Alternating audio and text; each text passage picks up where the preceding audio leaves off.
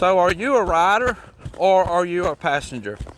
I had a question come up in a video I did recently talking about speed control, and it made me realize that a lot of people don't know the difference between being a rider and being a passenger. When you are a passenger on your horse, you are sitting on top of your horse and your horse is taking you someplace. If you are a rider, it's like dancing, and you're dancing and moving with your partner. You see, as we are walking, my body is moving with her. We're moving together. We're kind of almost like moving as one, which is what you would want to be working towards. If you are a rider, you are helping your horse move forward. You are staying balanced on that horse, and you are staying out of the horse's way. If you are a passenger, and this happens a lot of times with riders that are wanting to grab the saddle horn, you grab the saddle horn, you're going to start clamping down and holding down. I am no longer riding. I am no longer a rider. I am now a passenger. Now I'm a rider. Do that again. You can see the difference in my body while we are walking this little circle here. So right now, you see my body is moving with her. My hips are moving, my legs are staying in unison, and we're walking this circle. Now I grab this horn and I'll kind of lock down. Now I'm a passenger. Now I am no longer moving in unison with that horse. You see her demeanor change? Let's do that again. It's really interesting to see the horse's demeanor change when I swap back and forth between those two. When you are a rider, you are working together with your horse. Your horse is getting confidence from you. You're in constant communication. Even though you haven't seen me do much with my hands, I am constantly, my body is riding with her, saying go forward. I haven't done much to steer in this circle, but you see I am staying in this circle. Doing a little bit of steering, a little bit of lag. We're in constant communication. Now she's looking at the camera. So we're in constant communication, moving as one, working together. If I grab the saddle horn and I clamp down again, watch the horse's expression when I do this. Let's come around where you can see. Her expression has changed. She is not sure what she's supposed to do. We'll do that again. Ride. Ride as one. Her expression changes and her footfall gets not as rhythmic either, because she don't know what to do because we're not in communication anymore. Ride, I'm riding with my seat. We'll do that again. I'm gonna lock down.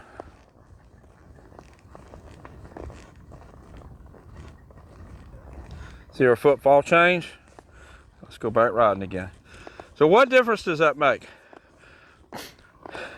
A lot of horses, and this is one of them, needs a lot of reassurance. The horse doesn't have a lot of confidence on its own, and she's one of them. She's not a very confident horse. You see her looking around, she'd really like to find something to kind of shy away from. But because I am a rider and not being a passenger, she's going to do what I ask her to do. Another thing this does is that horse is a lot happier because I am not in the horse's way. Passengers are usually going to kind of sit off to one side and hold on, get in that horse's way, clamp down on the saddle horn, then I'll become a passenger.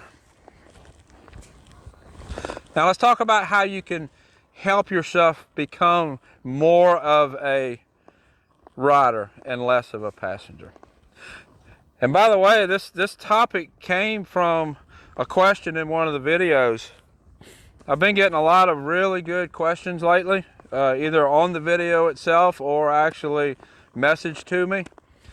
If you have any questions about anything I'm doing in the video, send it to me. If you have a question, somebody else probably does too. We probably need to address that. When I'm riding, I don't think of everything to say. And if you have a question, I'll be happy to answer it.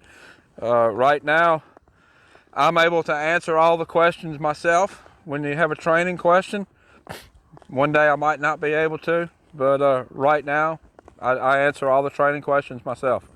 So if you have a question, send it to me. So anyway, back to how to teach yourself to be a better rider. A couple of things that I want to talk about is when you're working on your riding, you need to work on your core middle first.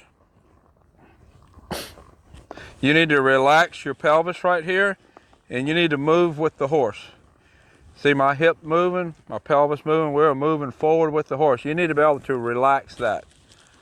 That is a big first step, because as soon as you clamp that down and lock down, I am no longer riding. See what the horse did? I am no longer riding. We lost our communication, and she's like, what do I do? Relax your core, get your core moving. The next thing you need to do is you need to be able to ride your horse on a loose rein with slack, even if it's just walking. Because you don't want to be balancing in that horse's mouth. If you're balancing in the horse's mouth, you don't have any communication. Be able to move around.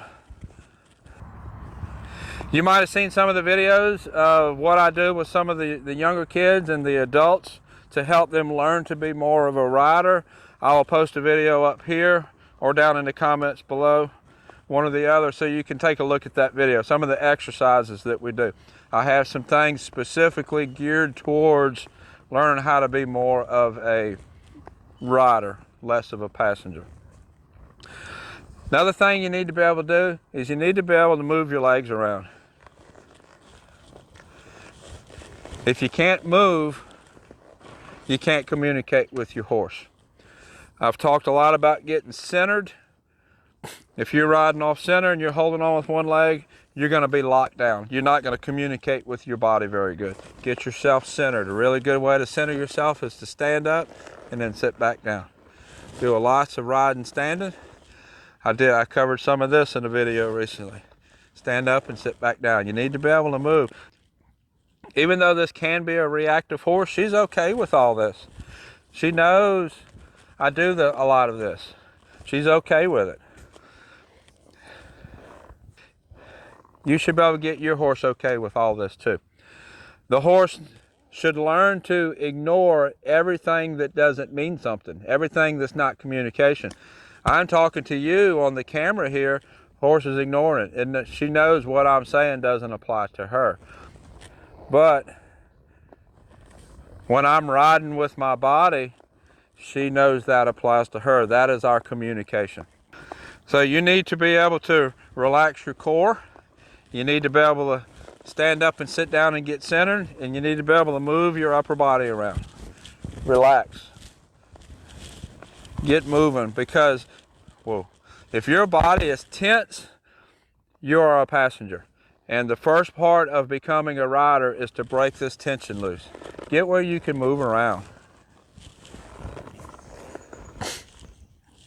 And that is going to help you become more of a rider and less of a passenger. And that is also going to help your confidence and help you be more confident on your horse. And it's going to help your horse be more confident about you. A lot of people take that for granted. They don't realize that your horse needs to be confident in what you do. If I'm not communicating and giving that horse good instructions, well, that horse is worried for its own safety. If a coyote comes out, that horse ain't going to know whether to trust me or not to make good decisions for that horse. You have to be a good communicator, and your horse has to trust that you're going to make good decisions on that horse's behalf. If you are a passenger, that horse knows to not trust your decisions as a communicator. You're not going to make good decisions on that horse's behalf. If you are a rider, that horse knows that I'm going to make good decisions. If you have any questions about all this, put it in the comments below. I know this is kind of it's a little bit of an abstract thing. It can be a little bit of a hard concept to grasp. Another thing that this does, as far as being a rider and not a passenger, this is going to help you if you have a spooky horse. Because just like I said a minute ago, if the horse knows that I'm going to make good decisions on the horse's behalf, the horse is going to be less likely to spook at an object. It might look at the object and then that ear come back on you and be like, okay, what do you want me to do about that? That's where you want that horse's mind to be. I trained police horses for many, many years, and one of the things that we worked on, you can train a horse to accept a lot of things. There is no way you can show that horse everything to not be scared of. But what you can do is you can teach that horse to ask you, is that something I should be afraid of or not? But before you even get to that point, you have to be a rider and not a passenger. Then you have to be a good communicator. So I'll put a link to a video up here that I think will help with your riding and your position and help you get better centered and help you become more of a rider and less of a passenger. Until next time, thank you for watching.